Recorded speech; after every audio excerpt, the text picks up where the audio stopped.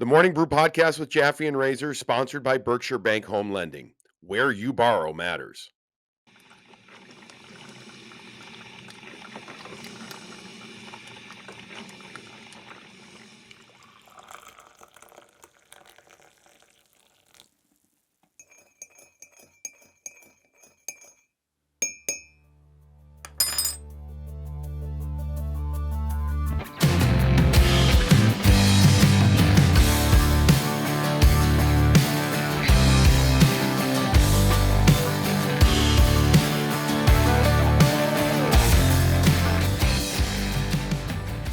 All right, well, 52 shots. You think that eventually one of them would go in, right? Nope, not if you're the Boston Bruins taking on the Pittsburgh Penguins. They lose 4-0 in Pittsburgh on Thursday night. We welcome you into Morning Brew with Jaffe and Razor. I'm not going to say even a frustrating game because, they had a lot of shots, some good saves by DeSmith, not taking anything away from the kid, Razor. But I think in the end, I just don't think it was one of those games where they worked hard enough to take away the eyes and the ears, so to speak, of Casey DeSmith and make life more miserable for him. And then they got busted on. They got scored on at tough times, I thought, in this game. And especially that second goal changed the tenor of the game. It did. It was one of, nothing went their way at either end of the rink. And this felt like kind of a scheduled loss at this point for me going into this one, this afternoon. And Pittsburgh sitting there playing poorly, had 4 days off since their last game. Yep. And Bruins, they had to play well. That's my reasoning for that. They had to win. They had to put in a good effort. The Bruins have been on the road, but all the injuries, all the reasons not to have won. And it kind of played out that way. It just felt like Pittsburgh at the end of the day was more desperate than the Boston Bruins tonight, and probably rightly so. Yeah, I mean, I guess my guess is this, that there are going to be some people that are going to be like, look, that's a bunch of shit. Like, come on, man. Like, the Bruins have to be better than that. They're taking on Penguins, kind of a rival, right? And it's the playoff race and this and that. But I do think that I would say it's the end of the season now. The light is there at the end of the tunnel, the playoff light. And the Bruins mustered up a really structured effort against St. Louis. And I'm looking at it and I'm saying, I'm with you. This result didn't surprise me. If I was betting on the game, I probably would have bet on Pitt. On NHL Network, I don't know if you ever watch when I'm on. We do these, not when I'm on, when just the network. They do the shootout all the time, and you got to pick these games. I would have picked the Penguins tonight. I would have as well. I just think, between Crosby, their defense, and I think that this was a game to them that was much more must win than the Bruins. Yeah, and that's kind of what it's about at this last 7 days, this juncture that we're in.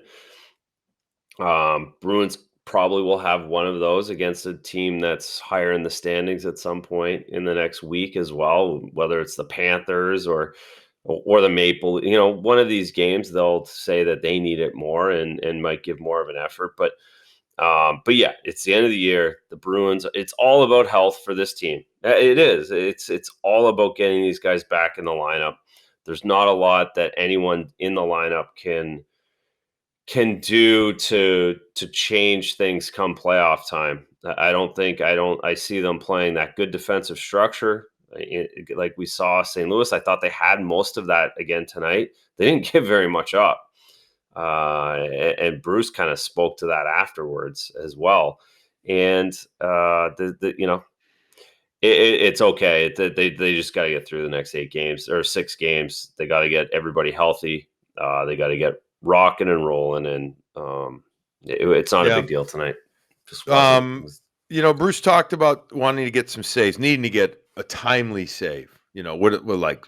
I was talking about this with Barry. Actually in between, being on air and commercials and stuff. And that Zucker goal, the one that made it 2-0 after the Bruins dominated early in the second period without shooting the Pens 10-0 at that time. I said, if a Bruin scored that goal, let's say if a guy like Pastrnak or Brad Marchand scored that goal, we'd say, holy smokes, what a shot. Great shot.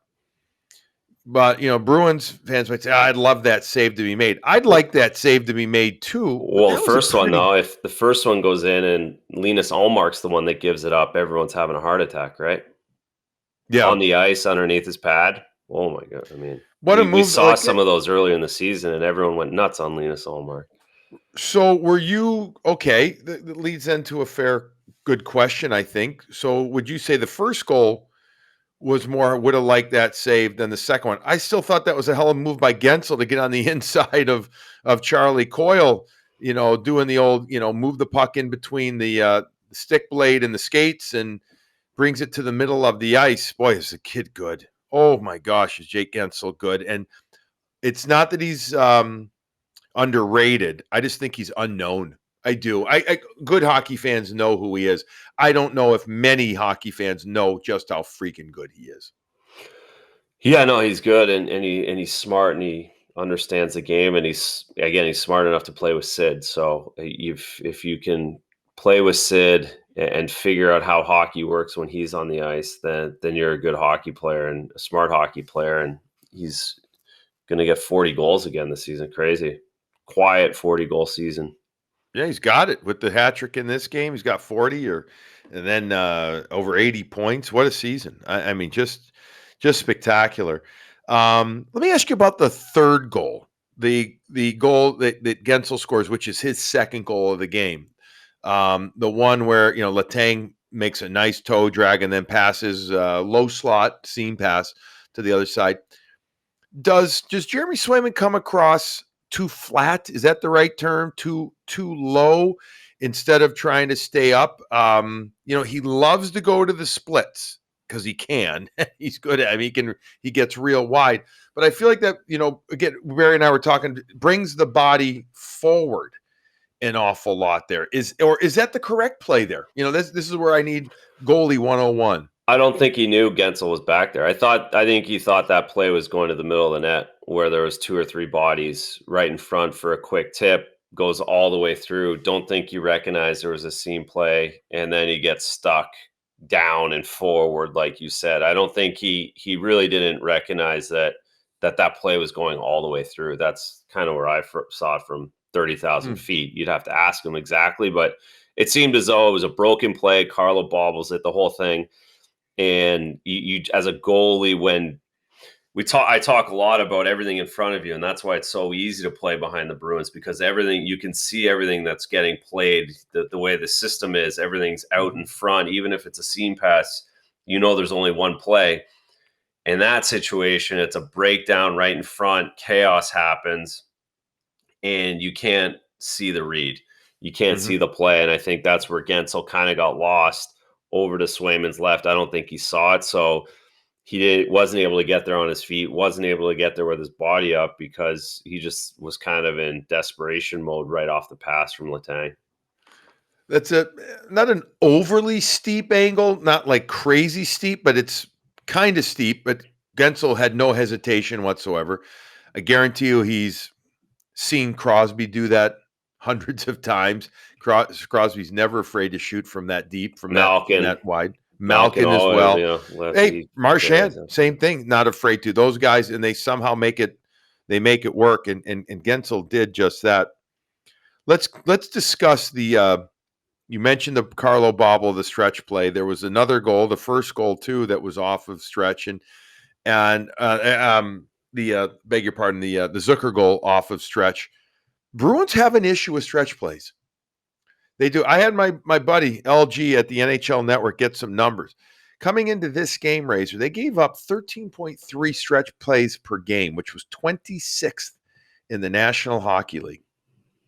So that means that they're, right? If my math is correct, 6th worst then. This is a concern for me, because especially if you end up playing teams like Carolina that can transition quickly, the Rangers, who love to use the middle of the ice with stretch plays and then hit guys with wide speed coming.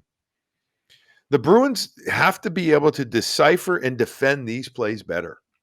They're going to, because otherwise teams are going to absolutely, make that. Even Bruce said, he said, you could tell disappointment in his voice post-game, Razor, because he said, about the stretch plays, because that was in the pre-scout. We know that. We know that we need to lock on one guy. And Charlie Coyle did not lock on Zucker on the second goal. But it's an awareness thing, and especially in that second period with the long change, it can come back to absolutely crush you if you're the opponent. Yeah, they don't. I would probably suggest that they're in the bottom third in line changes as well. They don't do that particularly well. We've seen issues with too many men on the ice the last few years. There's times when, just as a group, and there's probably no real rhyme or reason for that. There's nothing you can really put a finger on it, but it seems as tonight was a line change issue. There's no, the first goal, no question, you got four guys changing at the same time. Puck's not deep, and bingo, bango, bongo, it's in the back of your net. Yeah, it would be interesting to dig in a little more, and it would be also interesting to hear the actual philosophy from inside the room, and they're probably telling themselves, we'll give up stretch plays for 82 games, knowing that there's going to be less of those come playoff time because the ice shrinks, and playoff mentality is the stretch play isn't there. And that goes to, again, is offense going to win out this year? Yeah, it's a big deal. It's a big reason. Yeah, I'm not convinced that what did Costanza say? It's shrinkage or something. I don't know if the shrinkage is going to happen this year. Well, and if it doesn't, then Florida wins the Stanley Cup running away, right? If it doesn't, then they win. They score 5 goals every game in the playoffs if the ice doesn't shrink, and and it's them or Colorado. Yeah, it's them or Colorado in the finals. Like, that's how this is built up. It's going to be really interesting. Boy, if it was Colorado and Florida, that would be a repeat of the 1996 Stanley Cup. Patrick Waugh. 4 straight UA Croup. Yep. And Scott Mellenby swatting at Rats. That's where the Rat came into play. You remember in the old downtown did you Miami. Play in the old building in Miami? No.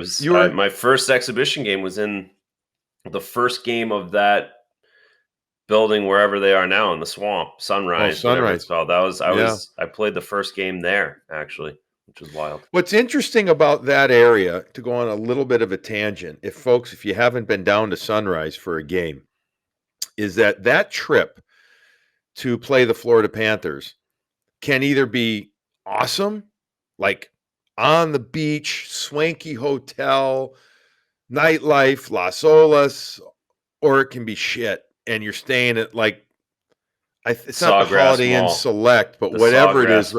Sawgrass Mall, and I think like the DoubleTree, and I don't even know if they've got the cookies. No. But it's like you're there, and it's kind of like a kiddie pool, and that's about it. And you know that you're there for like 18 hours.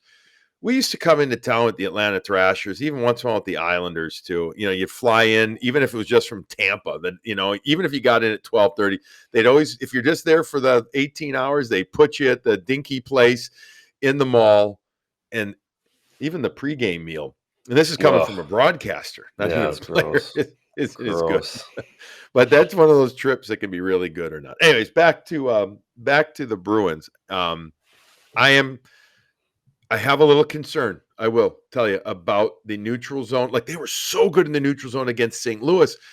They got above the puck, and St. Louis did not exit the zone like that, like Pittsburgh, like the Rangers can, or at least the Bruins nullified. No, St. Louis is built like they're not stretch pass team. They're a get it in, pound it. Forwards want to play in the offensive, right? Like, they're not getting out on their horses.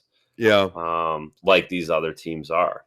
Well, then, the Bruins, but the Bruins are going to face a team that likes to giddy and go. We know it. Yep.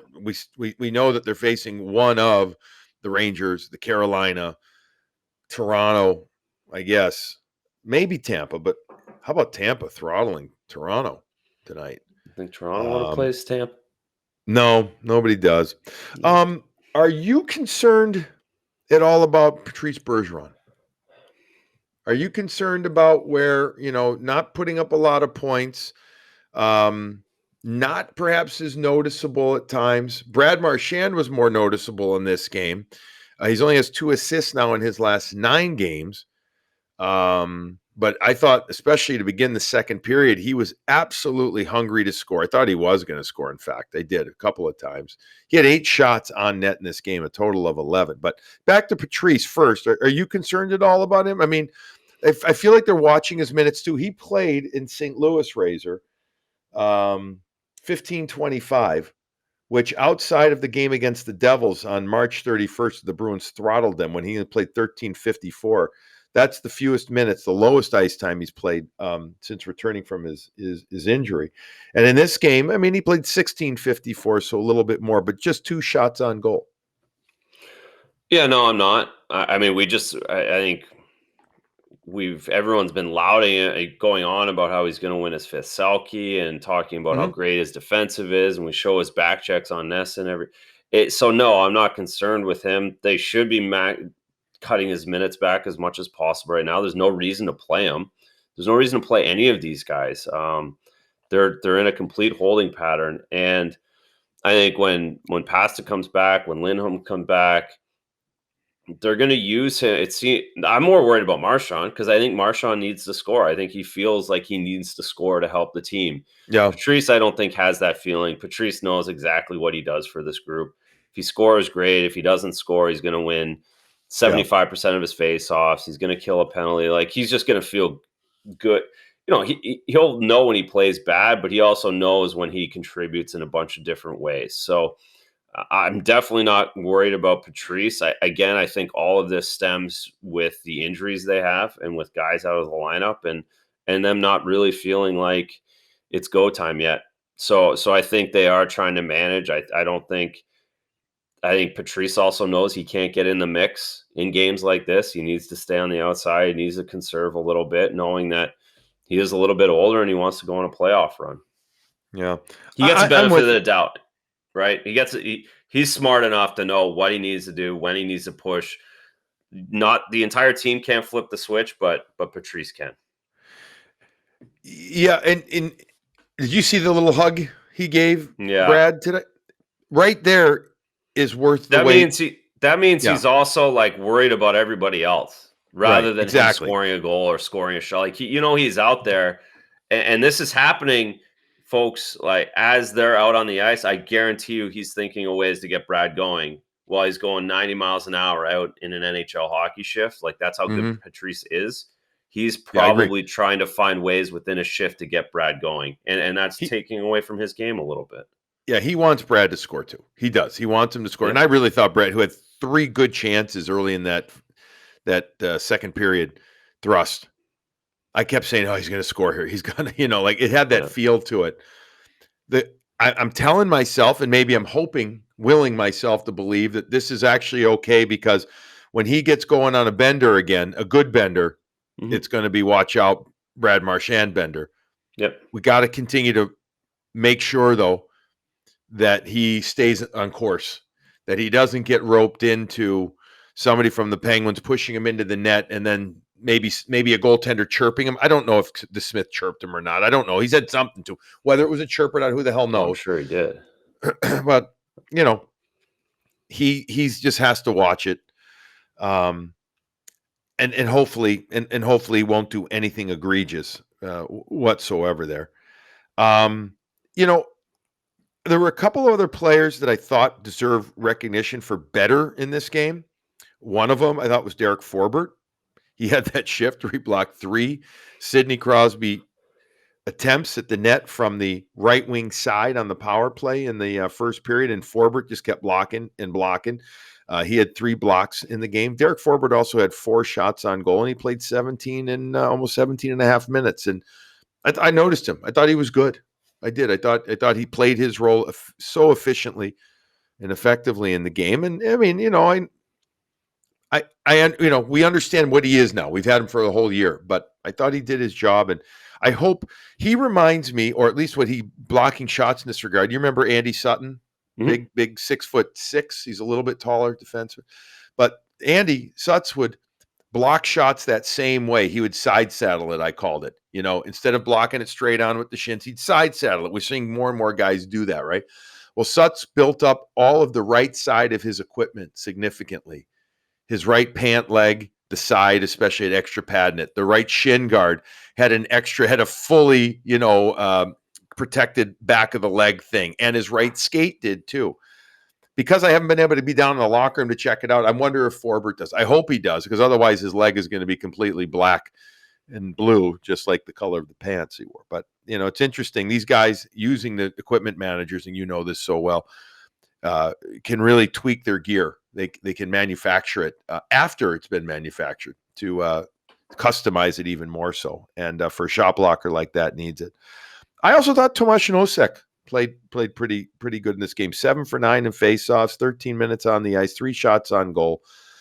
Now, listen, shots to me in this game, I don't say they mean nothing, but they don't mean that much. There was a lot of shots from distance too that DeSmith was able just to gobble up. But I'm not trying to find a silver lining at all. I just thought, a couple of guys that I said, okay, they were all right in this game. I noticed them more than perhaps I have in the past. Well, and those are the guys that you want to notice in these games. I think it is important for Forbort to have a good week of hockey.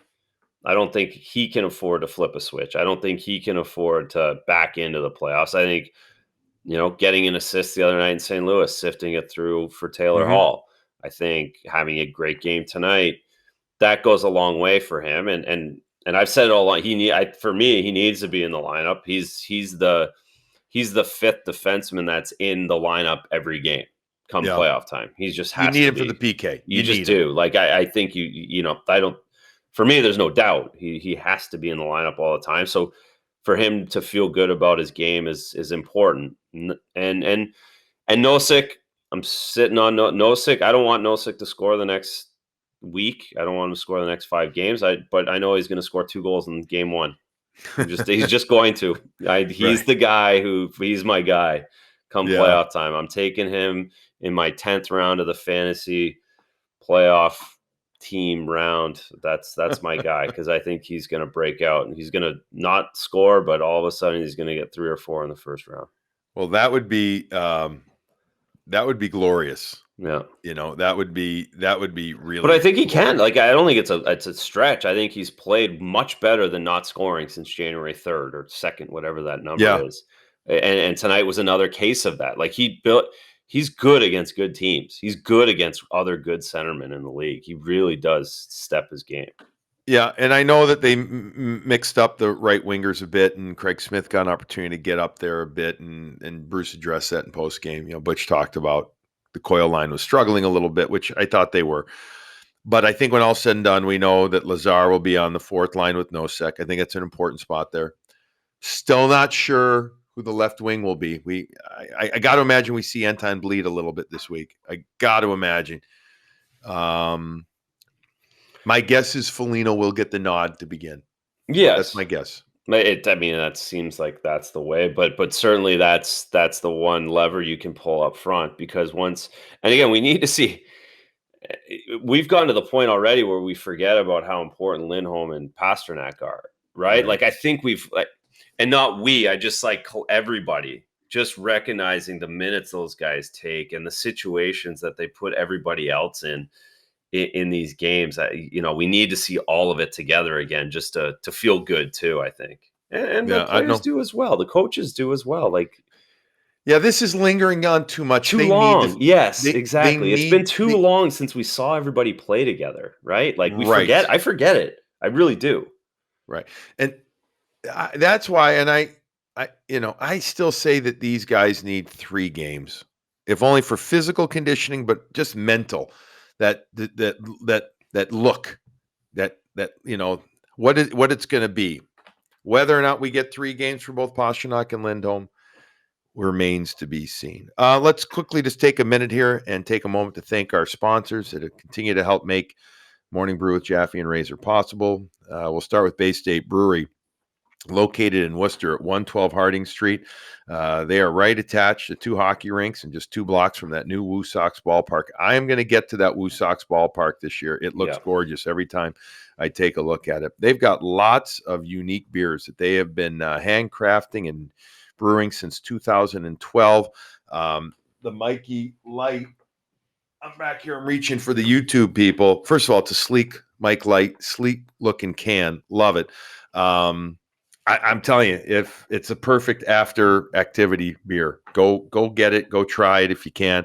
There, go on to Bay State Brewery, BayStateBrewing.com. Check it out. And if you're out in Worcester, go try their full kitchen of pizza, salad, smash burgers, house-made mac and cheese, smoked buffalo, chicken dip sandwiches. Lots of unique weekly chef specials. It is a great place. And I still would love to do a morning brew out there. Timing is everything, though. Speaking of timing, Razor, it is time. Again, mugs. Mugs are back in it with our great friends over at Fazenda Coffee. Fazenda Coffee has been roasting coffee here in the Boston area, right in Dedham, for years now. They are all over the greater Boston area. And if you go to places like Crave Bakery in Beverly and opening up in Salem soon, or the Gulu Gulu Cafe in Salem, you can find Fazenda there. But also go to FazendaCoffee.com/morning brew. And if you do that and you order $45, all right, if you order $45 a product, you will get a free, gorgeous, sleek collector's edition morning brew mug. A bunch of people have already offered them, or already bought them. And so that's great, Razor. The response has been awesome. And, and you can also find a way to buy one individually, Razor, without buying the product. I believe, if I remember correctly, I should probably know this better. I think it's 20 plus shipping. I think it's a minimum of $5. So you're still going to pay. But, if you already have your product and you want the mug, buy the mug. They're gorgeous and they're awesome. And we thank Fazenda for doing that. FazendaCoffee.com. And lastly, Max Pro Hockey. Max Grachev is running great stuff, doing unique training skill sessions on the ice. Razor and we have our kids go out to him whenever we can. And Max Grachev is, helping change the way that hockey is taught. So make sure to go check out MaxProHockey.com for all your on-ice training needs. Boy or girl, doesn't matter. Max will teach individually, small group sessions, or he'll even do full teams and in-season player development. All right, so speaking of player development, Mark McLaughlin continues to show me as well that he's going to provide an important role, I think, for this team, that of that depth. We're assuming Pastrnak comes back, and Pasta obviously takes that right spot on the second line. But we had Jerry York on tonight, and Jerry during the broadcast, and Jerry said, he thinks he's the type of player can have a long career doing a lot of different roles. And you know what? Who am I to doubt Jerry York? I'm telling you, Mark McLaughlin looks to me. I just love the confidence. I know we've already touched on it a little bit, but I think it's worth mentioning that the kid still doesn't look out of place. No, and it's important. It's going to be that those depth guys. So there's going to be a forward or two that get knocked out, and he's proven that he can do a few different things. He can play the center position if needed. He can move out on the wing if necessary. Play more offensive minutes on the second line, play less checker minutes, I should say, on the fourth line, still give energy. So he's fit in really nicely. He's done a nice job carving himself a role out on this team. And I would imagine that role will be necessary come playoffs, like you said. So good for him. Good for the Bruins, recognizing that he fills that depth role that we wanted them to get come playoff time. I guess they assumed they had him in his back pocket. I want you to, take us onto the plane after a game like this. In Pittsburgh, you got about a 25-minute ride to the airport, maybe a little longer. Yeah. And then you got about an hour and into the tunnel, back up the mountain to the airport. I always did like going into Pittsburgh. Yeah, it's through the tunnel, and then it's like, it looks really nice. They got the rivers and the stadiums on your left and downtown, and it is the Steel City. It gets worse as you get closer, but it's a beautiful view from there. It is, yeah. It gets a little harsh But I actually, there's like some pretty good kind of off the beaten path food places in Pittsburgh. I've always enjoyed my culinary time there. Do you ever go to the Alla Familia restaurant up on the hill? Not on the hill, but way up South Street or whatever they call that up there. No, not up there. That's a different area. This is in the hood. This is in a I think it's a gentrifying area, but for years, oh my God, you went up there, you got dropped off right in front of the restaurant. You went in and you ate like an absolute king. And it was awesome. It was recommended. I went there the first time in 2000. Oh man, I think it was 8 or 9 with Sam Rosen doing NHL Network stuff and verses and everything. I can't remember exactly, but it was just awesome. And anyways, I think it's maybe a little underappreciated culinary city. I really do. I think it's good. But let's go into the plane. Just to give the listeners an idea. I mean, because it's not like the players are sitting on the plane and lamenting this. They're getting on the plane. They're getting a bite to eat, right? Yeah. And then just reading a book, maybe playing a game on their phone.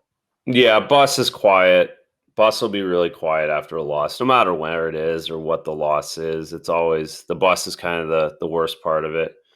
If it's a really horrible loss, then the plane's horrible too. But to your point tonight, by the time everybody gets off the bus, goes through security, gets on the plane, grabs their bite to eat, they've settled into their FaceTime with their family or watching a movie, reading the book, they're probably even playing quiet cards. Again, there's loud cards, and then there's, all right, we're going to play cards, but no one's cheering their pot win. Right. So there's probably cards tonight. No one's going to have an issue with them playing some quiet hands of cards. So no, and it's not like you can get into a major game either. It's not long enough flight. Yeah, you're just doing it to pass the time. Everyone's in their routine. But no, tonight's not the coaches are always mad. The front of the plane's always mad, but the back will be pretty not whatever, but they're already over it at that point. Again, right. The bus, they've already been miserable for half an hour. It's only a half an hour miserable loss, not a 3 hour miserable loss. There's some of those. You don't need to hang on to it forever. You just they got 52 shots. We all had chances. We've got some injuries. Let's just play the Rangers on Saturday afternoon. And by the way, everybody on the Bruins had a shot on goal. Every player recorded at least one. Again, they were led by Marchand with 8 shots on goal. Trent Frederick had 4. Jake DeBrusk had 5. Jake DeBrusk was credited with 5 hits as well. Good. I like those numbers. I do. I like that, seeing that guy. And just quickly, I need to get your opinion on this because it drives me crazy. So I've already prefaced what I think. But the empty net goal, pulling the goaltender against the Pittsburgh Penguins in Pittsburgh, when Jake Gensel's on the hook for a hat trick at 3-0, not 2-0, not 1-0, 3-0. Yeah.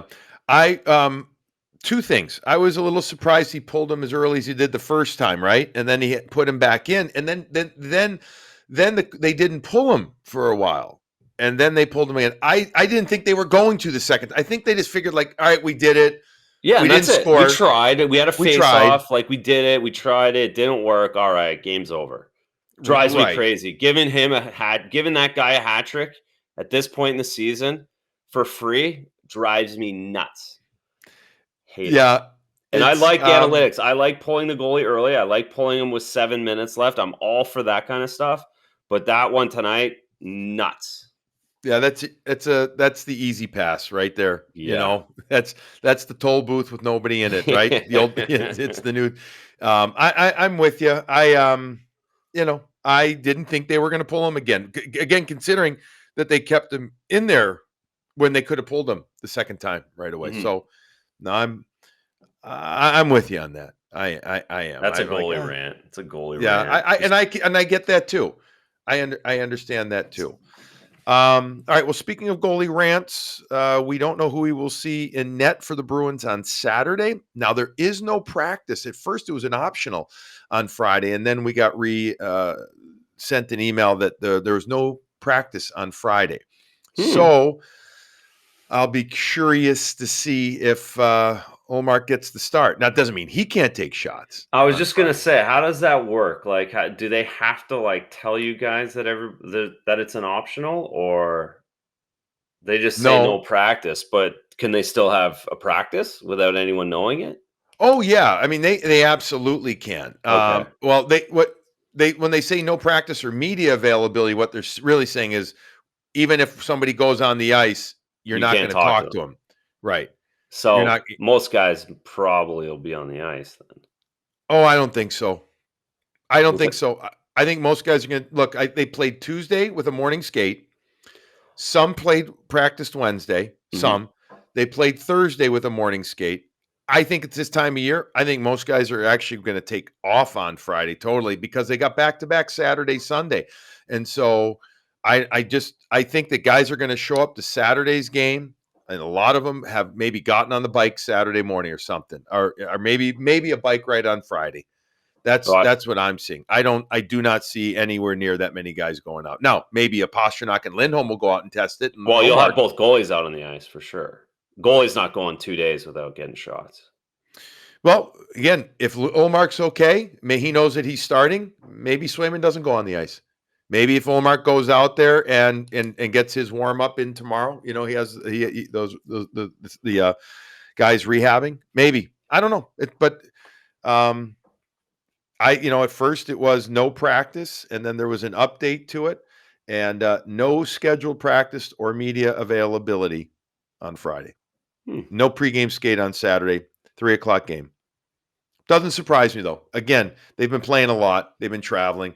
I think they're just figuring, screw it, guys will come out. No, that's where I'm at. All right, that'll wrap this one up, Razor. You and I will be back. Oh, geez, after Sunday's game? Yeah, we'll catch up after Sunday's game, if I'm correct. No, Tuesday or something. Is it Tuesday? Yeah, we don't have anything this weekend. All right, well, I'll have to check into that. I don't remember. We are recording a special Morning Brew with Jaffe and Razor coming up. So we're going to have a special guest that we'll bring to you in a couple of days, by the end of next week, too. So we'll update you via Instagram and via Twitter as to when we'll be back next couple of days. Razor and I'll be back. In the meantime, everybody, enjoy your Friday and enjoy your coffee, please.